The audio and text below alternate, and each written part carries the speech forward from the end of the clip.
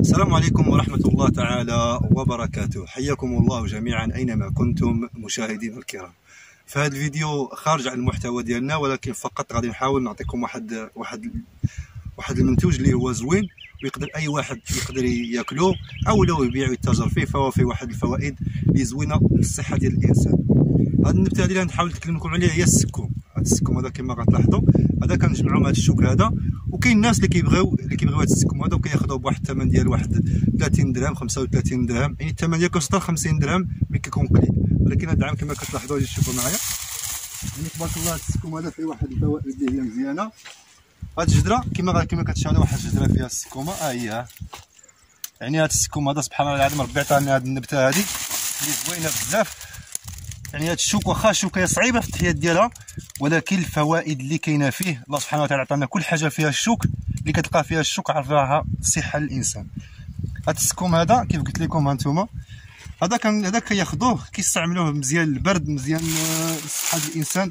يمكن تستعملوه مع البيض، ديروا مع اللحم، يعني ديروا مع اي حاجه راه مزيان. يعني فهو فيه مفيد للصحه ديال الانسان. كما غتلاحظوا انتم هذا اللي كتلقاها ديك السكومه اللي كتكبر كتطلق الشوك. دوز مع هاد الجهه السكومه ملي كتكبر كتطلق الشوك وما كيبقاش صالح. حنا دائما بغينا السكوم خصنا ناخذوا السكومه صغيره على هذه طريه، يعني بحال هكا السكومه كتكون طريه هذيك صالحه للماكله وراه زوين لصحه الانسان. اللي بغى اي واحد هاد السكوم هذا فمرحبا. غتلاحظوا واحده اخرى ها هي، يعني هاد السكوم هذا راه زوين بزاف صراحه، يعني زوين للبرد. الناس اللي كضرهم ظهرهم، اللي عنده البرد، اللي باغي يتهلا في الصحه ديالو. ها انتما اللهم بارك تبارك الله، يعني راه زوين بزاف.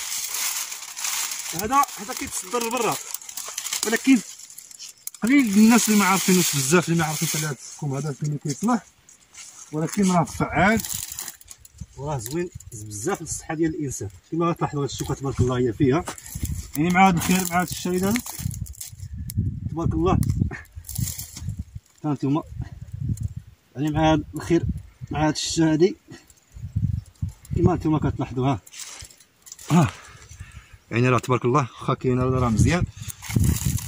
يعني هذا كنحاول نبيعوه ب 30 درهم 35 درهم، واللي بغى شي حاجه مرحبا. يعني راه هو زوين كيف قلت لكم، زوين بزاف هذا الانسان، راه يقدر راه ينفعك.